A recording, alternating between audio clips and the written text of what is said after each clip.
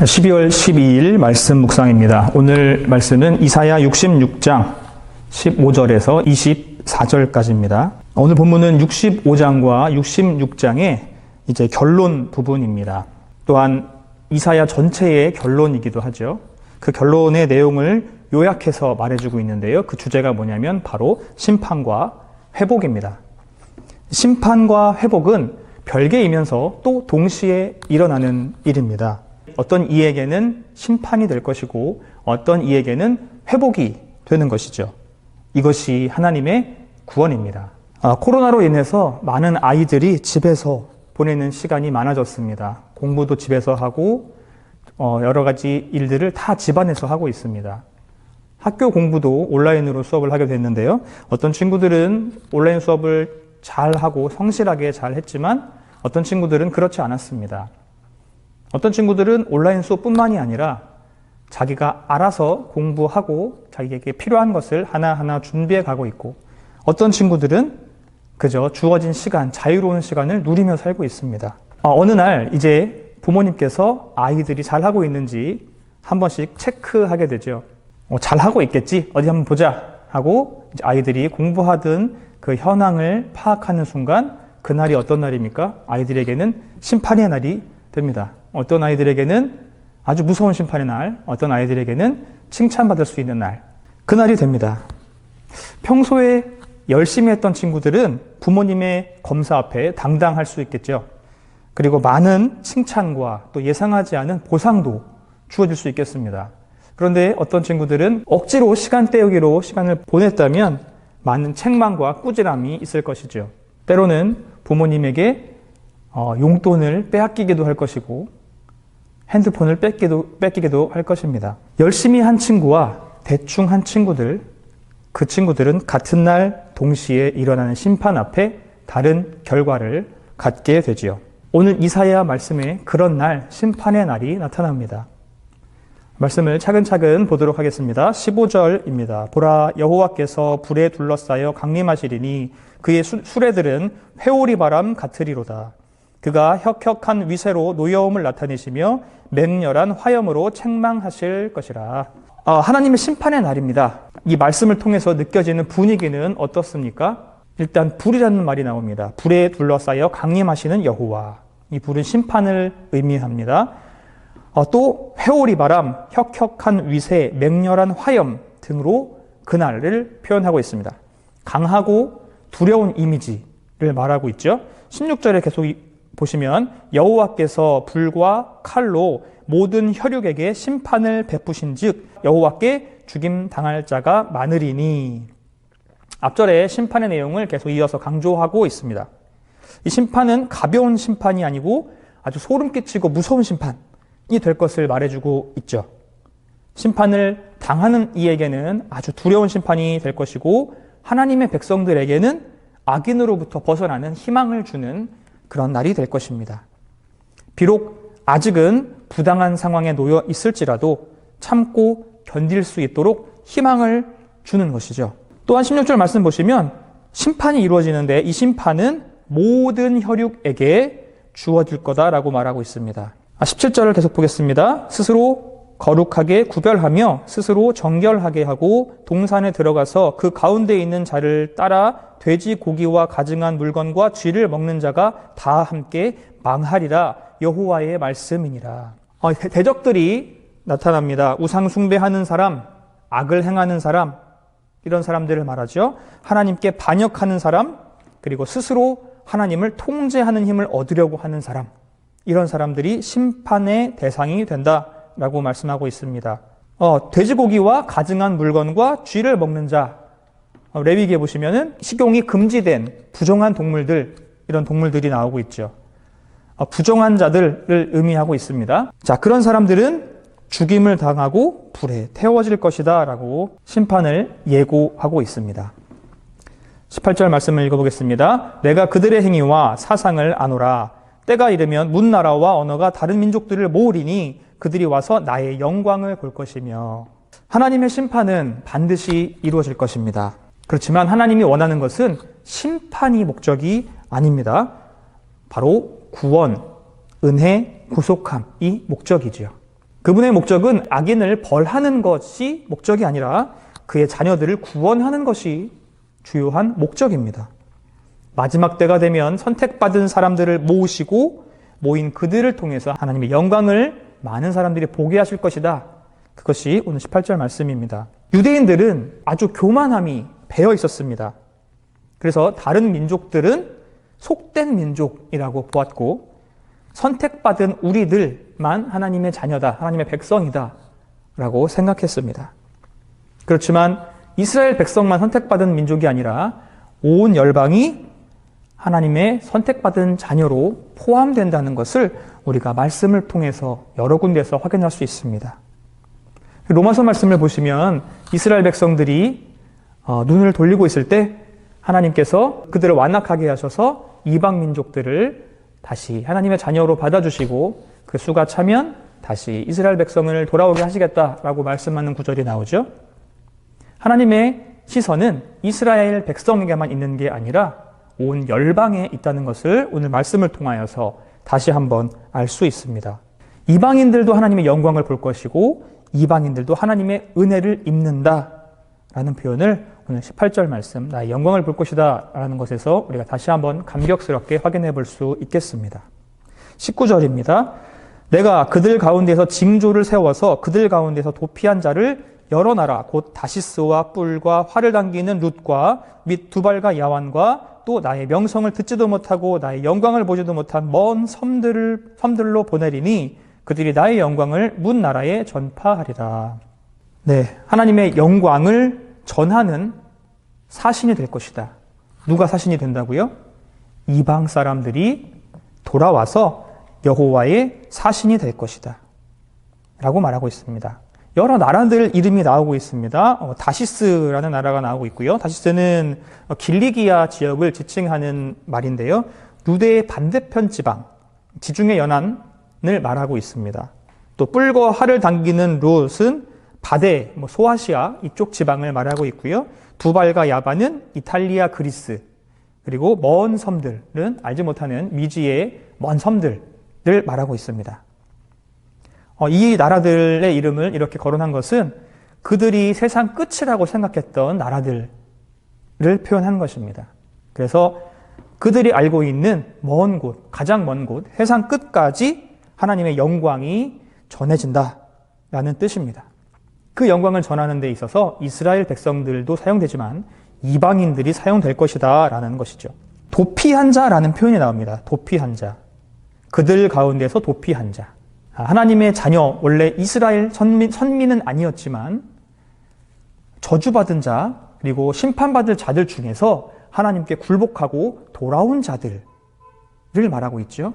그들을 통해서 세상 끝까지 하나님의 영광을 전하겠다라는 하나님의 뜻을 오늘 말씀을 통해서 우리가 보고 있습니다. 20절부터 22절까지 한 번에 같이 보도록 하겠습니다. 나 여호와가 말하노라. 이스라엘 자손이 예물을 깨끗한 그릇에 담아 여호와의 집에 드림같이 그들이 너희 모든 형제를 문나라에서 나의 성산 예루살렘으로 말과 수레와 교자와 노새와 낙타에 태워다가 여호와께 예물로 드릴 것이요 나는 그 가운데에서 택하여 제사장과 레위인을 삼으리라. 여호와의 말이니라. 내가 지을 새 하늘과 새 땅이 내 앞에 항상 있는 것 같이 너희 자손과 너희 이름이 항상 있으리라. 여호와의 말이니라. 열방이 하나님을 예배하게 된다. 그것은 어떤 의미를 가지고 있을까요? 먼저 모든 열방이 하나님께 예물을 드리는 것을 의미합니다. 20절 말씀해 보시면 그들이 너희 모든 형제를 문나라에서 나의 성산 예루살렘으로 말과 수레와 교자와 노새와 낙타에 태워다가 여호와께 예물로 드릴 것이다. 예물을 드린다는 것. 또 어떤 의미가 있을까요? 열방들이 하나님의 제사장과 레위인이 되어서 하나님의 말씀, 곧 구원받는 복음을 전하게 된다라는 사실입니다. 21절에 보시면 나는 그 가운데서 택하여 제사장과 레위인을 삼으리라. 제사장과 레위인을 삼는 이유는 무엇입니까? 제사 드리는 사람과 하나님을 연결해 주기 위함입니다. 그 제사장의 역할, 레위인의 역할을 그들에게 하게 하겠다라고 말씀하시는 거죠. 이스라엘 백성들에게 보면 이것은 굉장히 파격적인 말입니다. 원래 제사장은 누가 되어야 하나요? 아론의 혈통에서 흠없는 자들이 되어야 합니다. 그렇지만 오늘 말씀을 통해서 이제 그 제사장과 레위인의 역할을 이방인들이 할 수 있게 하겠다. 그들이 하나님과 제사하는 사람들을 연결해 주는 역할을 하게 되겠다. 오늘 이 말씀을 통해서 우리에게도 큰 은혜가 있습니다. 우리는 아론의 후손들이 아니고 그리고 흠없는 사람들이 아닙니다. 그럼에도 불구하고 오늘날 우리에게 제사장의 역할을 맡겨주신 그 하나님의 그 위대한 능력과 그 은혜를 오늘 기억했으면 좋겠습니다. 만인 제사장으로서 우리가 하나님을 만나고 하나님을 예배하는 데 있어서 그 어느 것도 중간에 쌓인 막힌 담이 없다는 것은 우리에게 굉장한 은혜고 하나님의 크신 능력을 보여주는 사실입니다. 열방이 하나님을 예배합니다. 그렇지만 모든 사람은 아닙니다. 모든 나라가 예배하지만 그 안에 있는 모든 사람이 하나님을 예배하는 것은 아닙니다. 그 하나님을 예배할 수 있는 특권, 하나님을 예물을 드리고 또 복음을 전하고 또한 하나님의 주권과 통치가 행해지는 그곳에 영원히 함께 살아가는 그 은혜가 누구에게 주어질까요? 하나님의 약속을 진심으로 믿고 인정하고 그것을 아멘으로 받아들이는 사람. 그 사람, 오직 한 분 하나님만 경배하며 기뻐하는 사람들. 그들에게 이 특권이 주어질 것입니다. 이 특권에 참여하는 것은 자기 자신에게 달려있다라고 이사야는 오늘 말하고 있습니다. 하나님을 선택해라 라고 하는 것이죠. 그 열방들, 다 이방인들 중에서도 피하는 자, 도망하는 자는 하나님 앞에 엎드리는 자는 특권이 주어질 것이니 선택해라 라고 말하는 것입니다. 하나님을 선택하는 자들에게는 이 특권이 있습니다. 오늘 저와 여러분에게 이런 특권들이 있습니다. 아무나 주어지는 것이 아니었다라는 것을 기억하시기 바랍니다. 23절입니다. 여호와가 말하노라 매월 초하루와 매 안식일에 모든 혈육이 내 앞에 나와 예배하리라. 이사야는 66장의 마지막을 마무리하면서 이제 하나님을 경외하는 것으로 마무리 짓고 있습니다. 하나님이 이스라엘 백성을 애굽에서 출애굽시켜서 가나안으로 인도해 나가실 때 하나님의 목적은 무엇이었습니까? 그들이 가나안으로 들어가는 것이 아니었습니다. 오늘 본문의 주제도 심판과 회복이었지만 결국 이것은 중간 단계의 목적이었지 최종 목적이 아니었습니다. 하나님께서 이스라엘 백성들을 가나안에 인도해 내셨던 것, 오늘 이사야 말씀을 통해서 심판과 회복을 말씀하시는 것, 그것의 최종 목적은 어디에 있을까요? 바로 하나님이 예배 받으시는 것, 거기에 있습니다. 구원받은 자들이 하나님을 예배하고 그리고 영광 돌리는 것, 그것이 하나님이 원하시는 근본적인 목적이었습니다. 오늘도 하나님은 우리를 회복시키고 또 그 회복받은 자들이 하나님을 예배하기를, 하나님께 영광 돌리기를 원하고 계시는 분이십니다. 마지막 24절입니다. 그들이 나가서 내게 패역한 자들의 시체들을 볼 것이라. 그 벌레가 죽지 아니하며 그 불이 꺼지지 아니하여 모든 혈육에게 가증함이 되리라. 예, 드디어 이사야의 마지막 24절입니다. 하나님 앞에 나와서 예배하는 자들은 패역한 자들의 시체를 보게 될 것입니다. 이는 하나님의 두려운 보응을 말씀하는 것이고 자신들이 심판받지 않고 구원받은 것에 대한 감사를 표현하게 될 것이다 라는 것을 말하고 있습니다. 상 받는 사람은 영원한 상을 받고 벌 받는 사람은 영원한 벌을 받게 되는 것이죠. 그렇기 때문에 하나님을 예배하는 경건한 사람들은 이제 더욱 하나님을 두려워하며 하나님을 잘 섬기며 살아가야 하겠다라는 당부가 담겨있는 표현이 되겠습니다. 굉장히 무서운 표현이죠. 벌레가 시체들에 붙어서 죽지 않겠다. 그리고 그 시체를 태우는 불이 꺼지지 않겠다. 두 가지로 볼 수 있는데요. 실제적으로 전쟁이 끝나고 나면 패전한 나라의 군인들이 죽으면 그 시체들을 다 수습을 해줄 수가 없습니다. 그냥 모아서 이렇게 불 태우거나 아니면 버려져 있겠죠. 그러면 그 시체를 벌레가 먹거나 아니면 모아서 태워버릴 경우에 그 태우는 불이 오늘 나오는 이 벌레와 불입니다. 그런데 또 다른 의미로 살펴보면 벌레가 그리고 불이 죽지 않고 꺼지지 않겠다라는 것은 지옥을 이야기하기도 합니다. 우리가 보통 생각하는 그 지옥, 불이 뜨겁게 타오르는 그 지옥이 오늘 여기서 기인한 것이죠. 그 두려운 결말이 이제 24절에서 이야기되고 있습니다. 그렇기 때문에 더욱더 하나님을 잘 믿고 하나님을 배반하지 말아라 라고 하는 경고로, 또 지금 이 상황을 감사하게 받아라 라는 말로 오늘 이사야 말씀을 마무리하고 있습니다. 심판의 날을 보았습니다. 저와 여러분들은 심판의 날이 은혜의 날이 되기를 소망합니다. 영원한 벌을 받고 무섭고 두려운 그날이 아니라 그동안 수고하고 고생하고 잘 버텨왔던 그 모든 괴로움들을 위로받고 보상받는 은혜의 날이 되기를 소망합니다. 우리를 힘들게 했던, 또 하나님을 대적했던 그 원수들은 반드시 벌을 받을 것입니다. 영원한 벌을 받아서 다시는 우리를 괴롭히지 못하게 될 겁니다. 다시는 하나님을 욕하지 못하게 될 겁니다. 그 심판은 반드시 이루어질 것이고 우리는 심판받는 그들을 보게 될 것입니다. 우리에게 그 심판의 날이 언제인지 알 수 없지만 우리에게 은혜를 주시며 악인들을 멸하실 그날이 오면, 어쩌면 그날이 오늘일지도 모르겠습니다. 그날이 오면 은혜의 심판과 구원의 날이 하나님을 예배하는 기쁨의 날이 될 것입니다. 우리는 항상 그 하나님을 예배하고 하나님께 영광을 돌리며 또한 그분의 영광을 드러내는 삶을 살아야 하겠습니다. 오늘 처한 곳에서 각각 예배하는 하루가 되길 원합니다. 출퇴근길에 잠시 기도할 수도 있을 것이고요. 운전을 하면서 찬양을 할 수도 있겠습니다. 또한 말씀 묵상과 성경 통독을 하는 등 말씀을 가까이 하는 것으로 예배할 수도 있을 것입니다.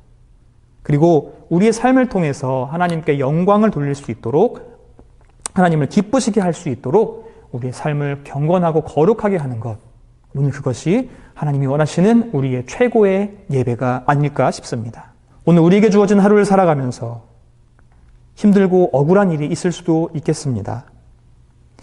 그럴 때마다 십자가 고난받으신 예수님을 기억하면서 하나님의 영광을 위해 예배하는 마음으로 잘 견뎌내시기 바랍니다.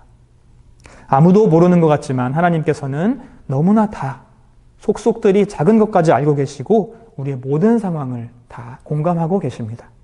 하나님의 심판의 날 우리의 고생과 억울함은 전부 다 보상받을 것입니다. 하나님만 바라보십시오. 우리의 삶을 통해서 하나님은 영광 받으십니다. 오늘도 우리의 삶을 통해 영광 돌리는 저와 우리 장자 가족 모두가 되기를 축복합니다.